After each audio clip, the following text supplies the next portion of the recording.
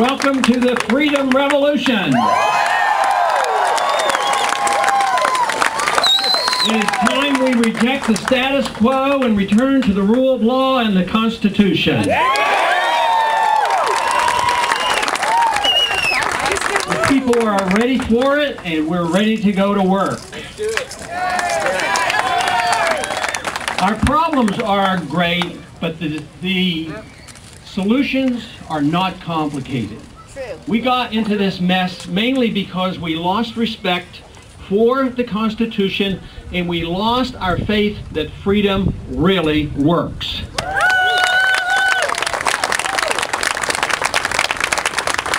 And it isn't complicated to solve the many problems. Our civil liberties are being attacked. Our economy has been undermined, our dollar has been virtually destroyed, and we have a foreign policy that is devastating to the people of this country, and these things have to change.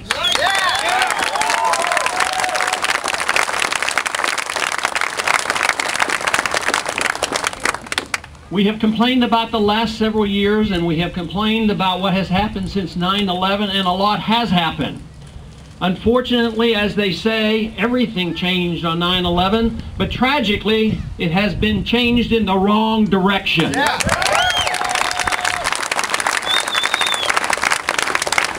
The real truth is that our rule of law and our Constitution has been undermined for quite a few decades. It hasn't been just this administration. It has been by many, many individuals involved in our government and involved in the status quo for many, many years. Our foreign policy has not just been undermined recently. Our foreign policy has been undermined especially since Woodrow Wilson and World War I and devastating ever since. This whole notion that we have a moral and a constitutional responsibility to go about the world and make the world safe for democracy, that vision, that idea has to be rejected.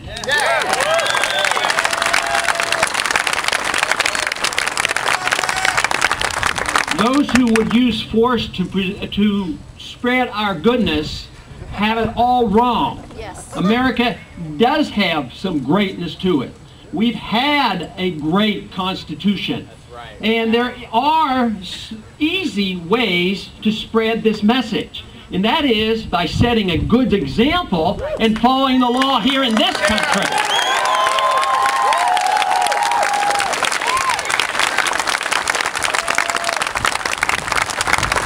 Just yesterday there was a headline in one of the newspapers, and it said that the American government over in Iraq has now set up a database for all Iraqis with biometrics and fingerprints so that they can watch everybody in that country. I guess that's what they have in mind when they want to spread America around the world. What we need to do is reject that notion and make sure we never get a national ID card in this country.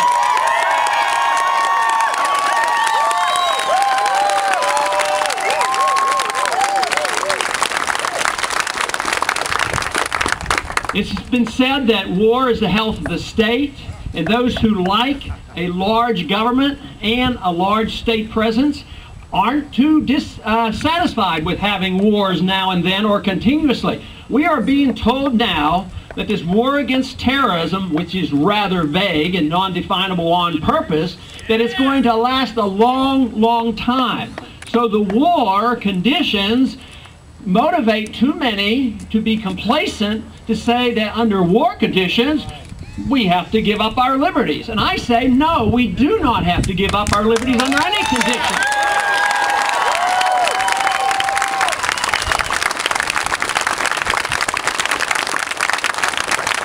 The message we have to spread is to convince the American people that the freer we are, the safer we are.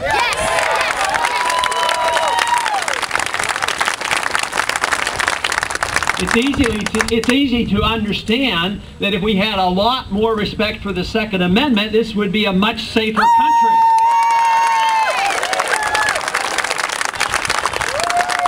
Maybe if we had had a few guns on certain airplanes on 9/11, 9/11 might not have occurred.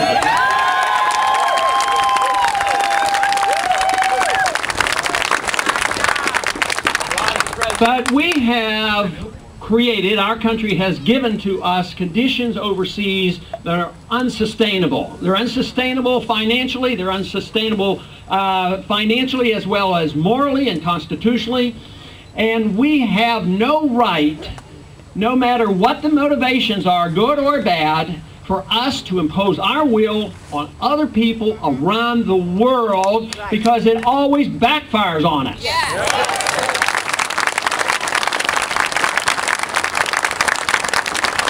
So my solution for Iraq is not complicated. I had a speech not too long ago on the House floor, and I tried to simplify it. And I said, we just marched in, we can just march out.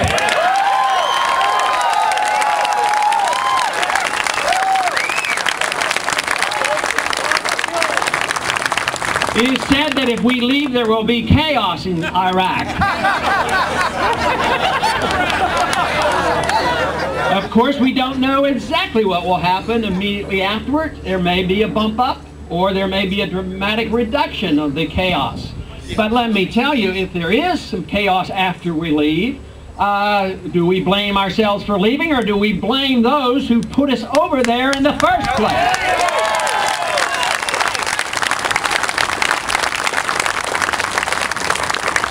You know, in the year 2000, the Republican Party won the presidency on a foreign policy that said we should not be involved in nation building, we should not police the world, and we should have a humble foreign policy. Makes a lot of sense. But unfortunately, the American people were deceived. We do not have a humble foreign policy, and we do not have the authority to do what we're doing. So the sooner we wake up and realize not only do we need to get out of Iraq, we need to stop intimidating the whole Middle East and stop preparing for the next war in Iran. That's right.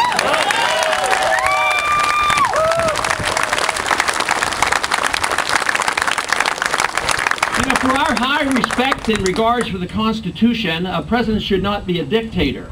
And a president should not do things in an improper manner. But there are certain things that a president can do properly. If you take signing statements, we don't need to sign statements. We just need to veto those bills. And we don't need executive orders other than those that are properly permitted under the Constitution. But a commander-in-chief who's really looking after the interest of America could very well move the troops around. So we could immediately withdraw our troops without congressional approval, and we certainly could back our Navy away from the shores of Iran, and I think that would do tremendously to restore some respectability and peace in the world.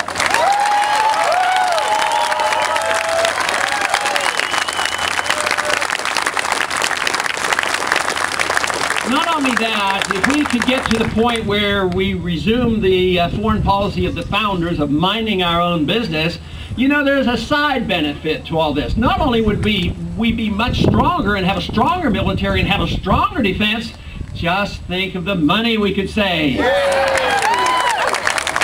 We could save literally hundreds of billions of dollars, and we might even have an extra benefit thrown in, like the bankruptcy of the military-industrial complex.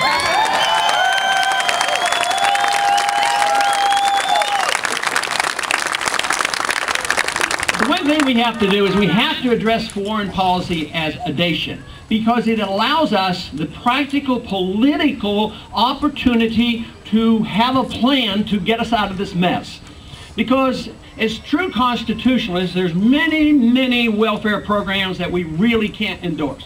But we have conditioned generation after generation to be dependent on the government. So the last thing we need to do is say, well, the first thing we're going to do is cut Medicare. We don't need to do that, and we don't need to close down Social Security. But we could develop a transitional program by saying, let the young people get out. If they don't want to join the Social Security system, they don't have to. The reaction to that is, well, where are we going to get the money? How are we going to take care of the elderly? How are we going to take care of the medical needs of the people people who are so dependent. Well, there is a way. Save it from fighting these senseless wars. We literally could save $500 billion very easily. You could take half of that and put it against the deficit, and you'd have more than enough to tide people over and work a transitional program in order to get to a more sensible government and programs that we need. And this to me has great appeal. It's logical, it's practical, and it's moving in the right direction. You can't turn one switch and turn every single thing off in one day because it would be chaotic. But the direction that we're going, it could be turned off dramatically. What happens when you have runaway inflation and the destruction of the dollar? All these programs are out the window, and this country will be in chaos. And that's what we have to work to prevent. That's right.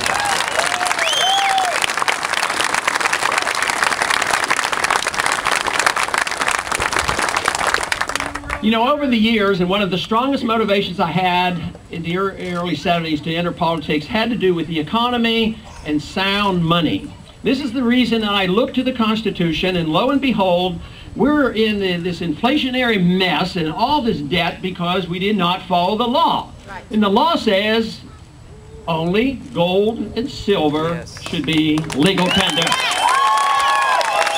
Moral reason is an economic reason, but one of the really major reasons why we have to reject this monetary system, it is the vehicle that allows governments to grow in a very seductive manner.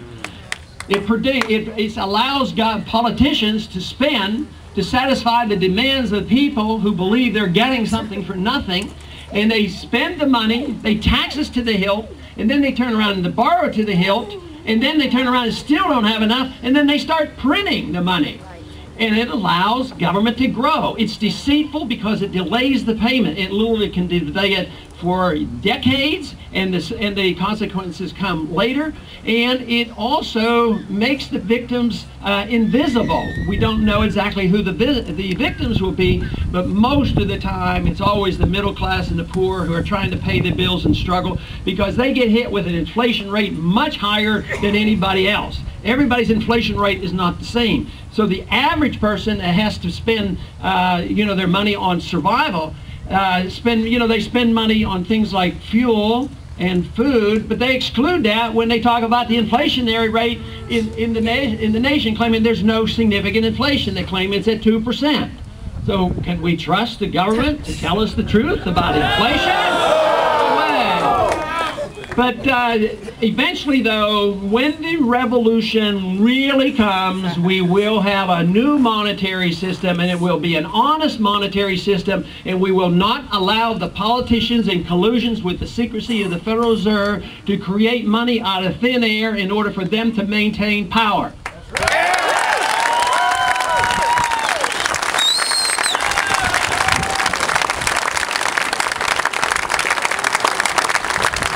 The declaration of emergencies and the fear built up with a crisis and the need for the safety net economically and the need to make us all safe because there's a great threat of terrorism means the people are supposed to be complacent and willing to give up their liberties. Of course, that we reject. But what has happened since 9/11?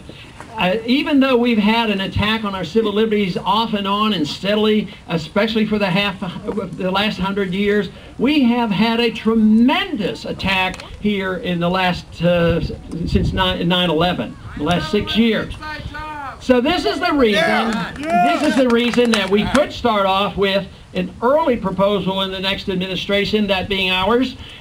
We should...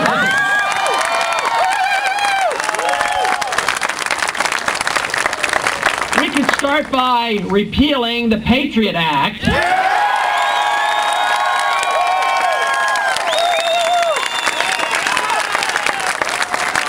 We could get rid of the Military Commissions Act. We could restore the principle of habeas corpus. We could suspend all efforts for the national ID card. And we could suspend all warrantless searches on the American people.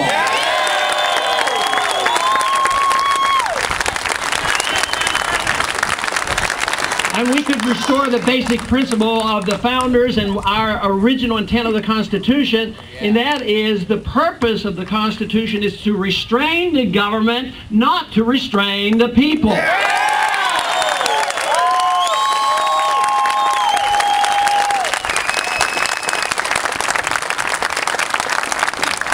The purpose of a true and honest government should be there to protect your privacy, not the secrecy of the government.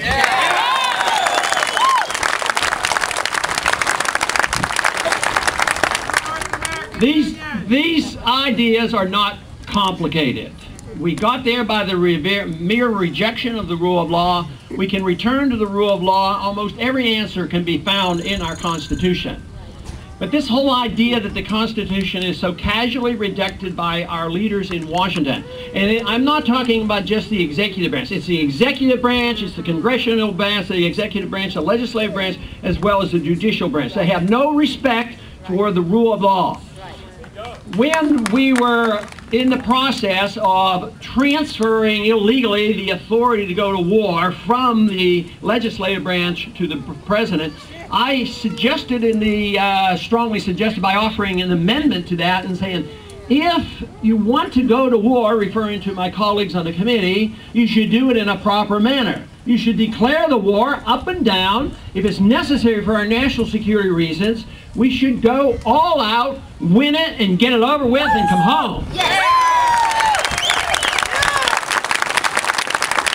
But it was explained to me rather emphatically that that part of the Constitution was anachronistic and we don't follow it anymore. And they also said that, Congressman Paul, that is a frivolous notion to bring up in the Congress. And also they said it was very impractical. So going to war without a declaration to enforce UN resolutions and to get rid of weapons of mass destruction that didn't exist, that, they claim, is practical. But nevertheless, it was all politics because the Congress themselves were not capable of assuming the responsibility which is put on them by the Constitution.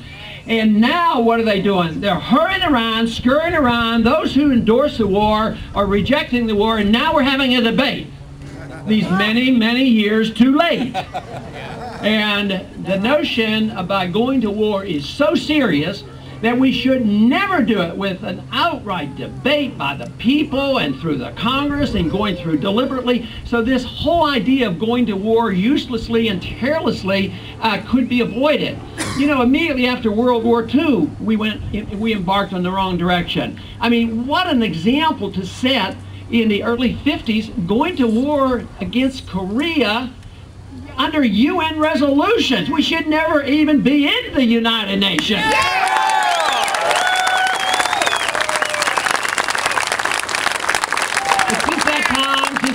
We've been in so many fights, whether the big ones, of course, have been Korea and Vietnam and now the Persian Gulf War. Quite frankly, the Persian Gulf War has been going on since the early 1990s. And it continues to go on because, you know, sometimes they claim, and some believe it, I assume, that they really want to promote, you know, American goodness. But, you know, do you think that oil might well have been a motive on their part?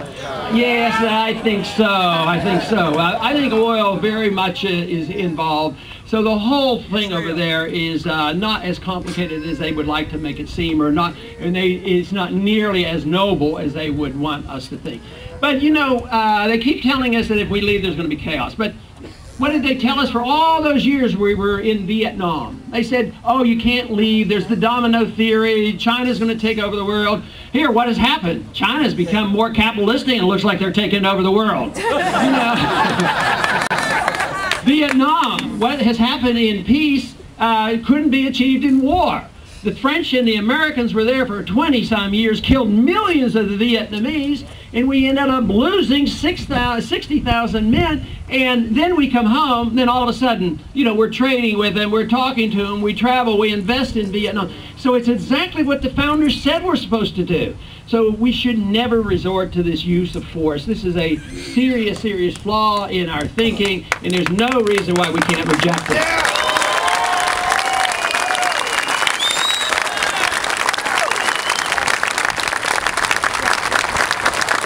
very simply, not only should we look to the Constitution, but we can look to some of the moral principles. And one of the moral principles is in political action. There should be goals in political action. Some people that are very agreeable with our views aren't politically active. And I really understand why. But we still have enough freedom to congregate here and meet and champion a cause. So this is very, very good. But we should know exactly what our political actions are designed for. And that is, for one thing, the promotion of individual liberty.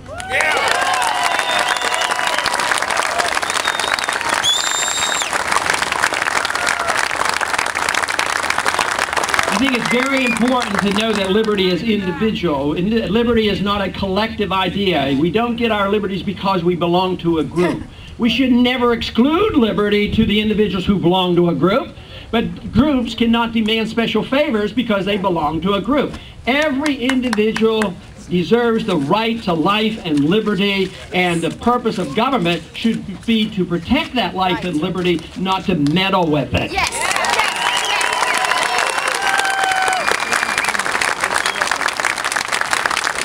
The freedom movement should say that we are going to protect life, we're going to protect liberty. Government doesn't give us our liberty, it comes from our Creator, it comes to us in a natural way.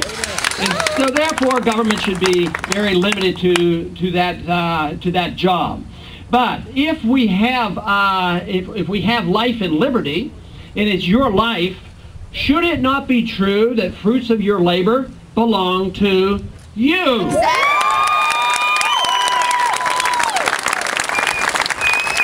Which means that we have to give up on two basic principles that we have been following for way too long. As a matter of fact, they both came into vogue about the same time. I talked about the Federal Reserve. But if we want to restore the notion that it's your life to be productive with, and actually it's your life to destroy, and it's your responsibility to take care of yourself, not somebody else. It's your responsibility. Nobody's going to take care of you. But in order to do that, to make sure that you deserve the fruits of your labor, we have to reject the notion of the personal income tax.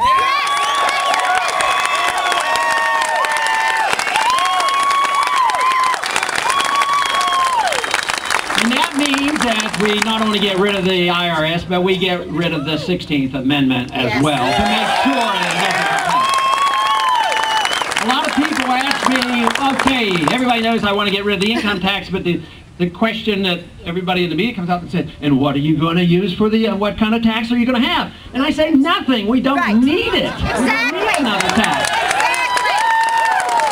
If you have a government that's doing the proper thing, you don't have governments that are running empires and running a welfare state, and you don't need a new tax to replace the income tax.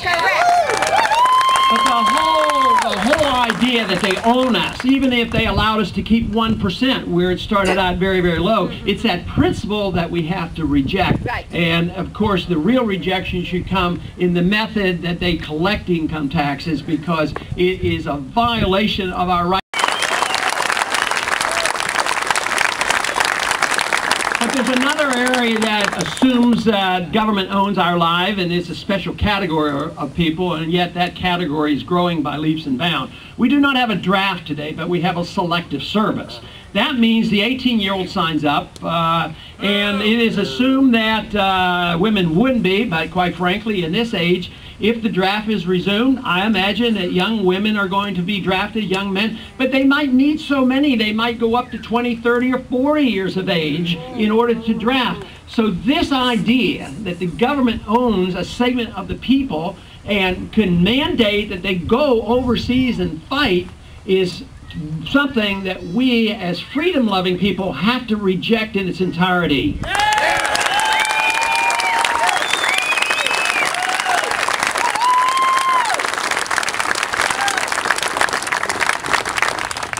And the other issue that we have to deal with on principle is the ownership of property. Yes. And in a free society, and under our Constitution, the property should be owned by the people.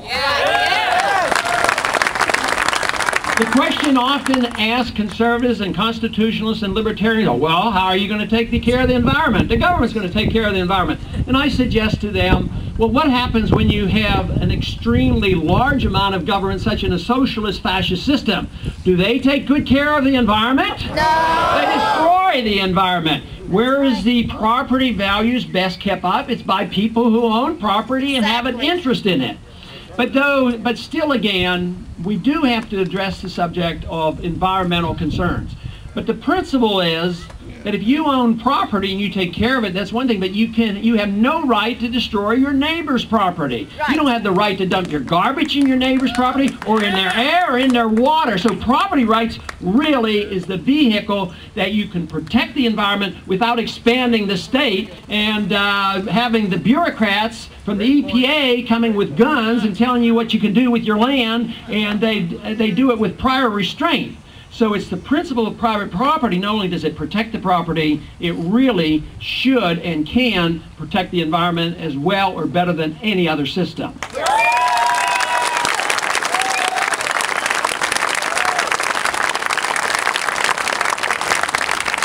The other principle that we have to deal with in protecting the economy is that of voluntary contracts. And that is, in social issues, most people understand that we do not need the government in our bedrooms. We do not need the government investigating any social relationships, whether they're sexual, religious, or political. We should be able to get together as long as there's no violence and the use of force.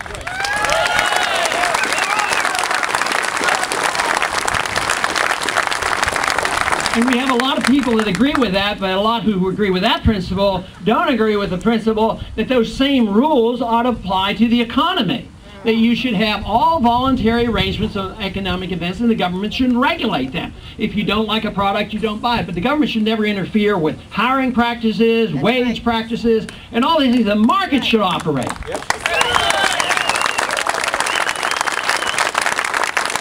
thing that I am absolutely convinced of, if we had those rules in place, those basic fundamental rules, we would be a lot more competitive and our jobs wouldn't be going overseas.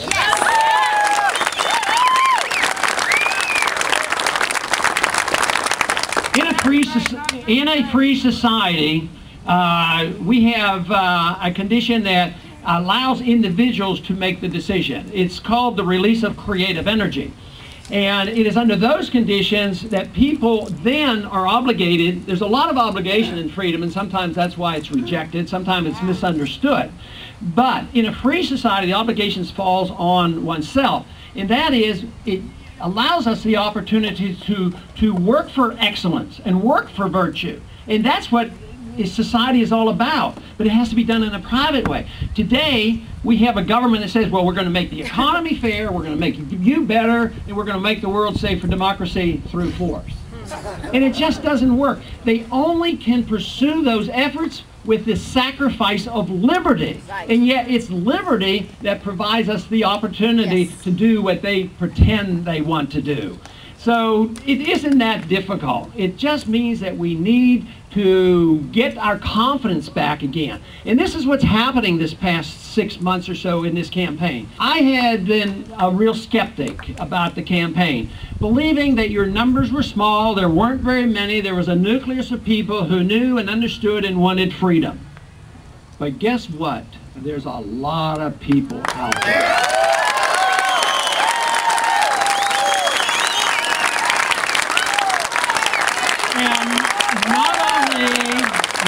Are there a lot of people out there that had already been introduced to the ideas and now are becoming, aware of what's happening and joining us. When a new generation starts looking at, when this younger generation starts looking at this campaign, they are being attracted to this message by the tens of thousands of people.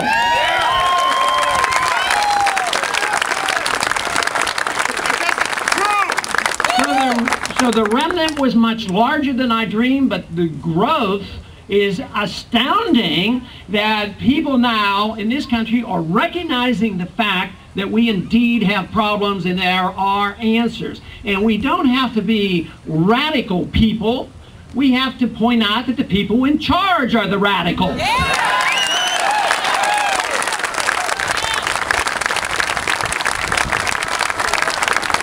And it isn't difficult to explain how freedom really works. People ask me, why do I think the campaign is going so well? And it's no more complicated than saying, freedom is popular.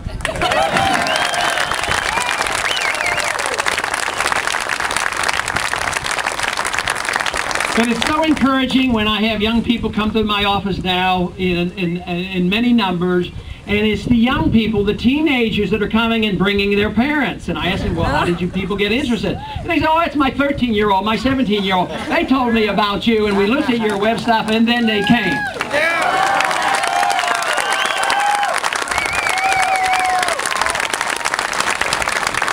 So I believe there has been a smoldering fire going on for a good many years, but that fire has broken loose, and we have that fire of freedom spreading ravenously across the country.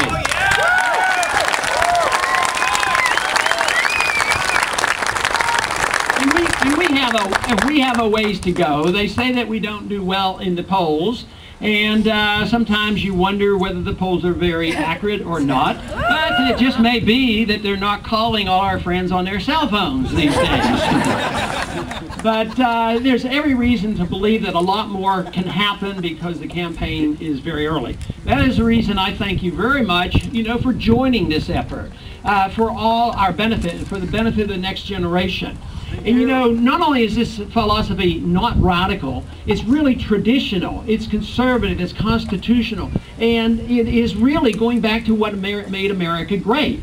It's the rejection of the American principles that has gotten us into this mess where we're overextended. The country is literally bankrupted. The dollar is in close to being in shambles and will continue to go down, which means interest rates are bound to go up, inflation rates are coming back, and you're going to see, in spite of the government statistics today, that more and more people are going to have trouble surviving in this type of climate.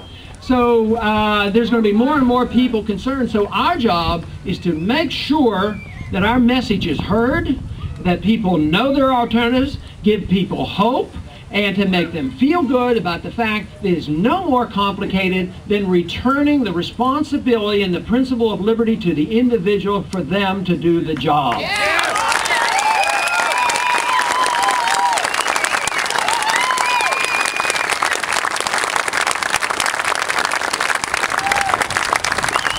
There's no way that we know the future. We don't know what will come tomorrow or the next day. I'll tell you what, there were a few minutes when I was on the stage in South Carolina where I thought the future would be very short. But lo and behold, the attack turned out to be worth probably 10 or 15 or $20 million worth of free advertisement.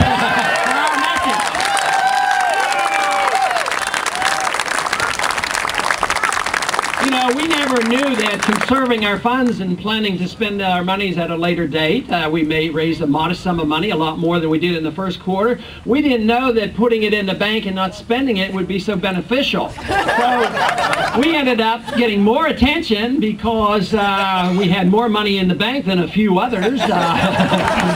And for the publicity of being conservative with the funds that had been donated, all of a sudden it was that issue, that event, that probably got us another $5 or $10 million worth of free advertising.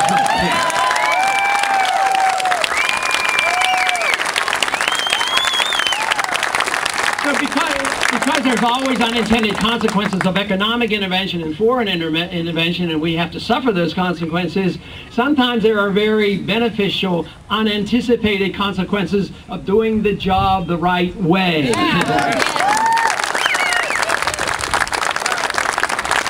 But let me finish by saying, let us not be discouraged. We do still have opportunities in this country. We still are a very prosperous country. We still do have an ability to communicate. We are seriously threatened the undermining of our civil liberties and our financial situation. But quite frankly, we can still speak out and we can still participate in the electoral process. And as long as we can do this, we should do it in a peaceful manner, and we should work hard and make sure this message gets out, because I am convinced of one thing.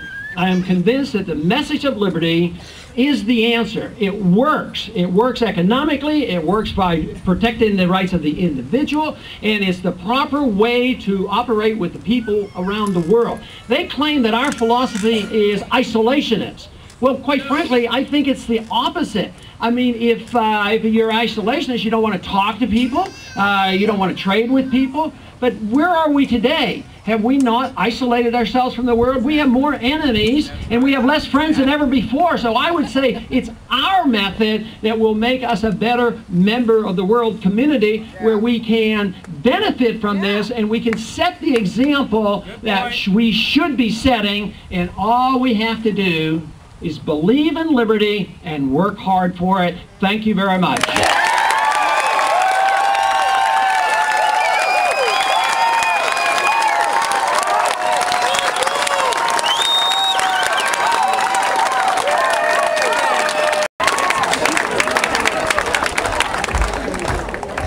Thank you, everyone. Those who have lunch tickets, it's time to head over to Michael's. It is, if you go back to Shoreline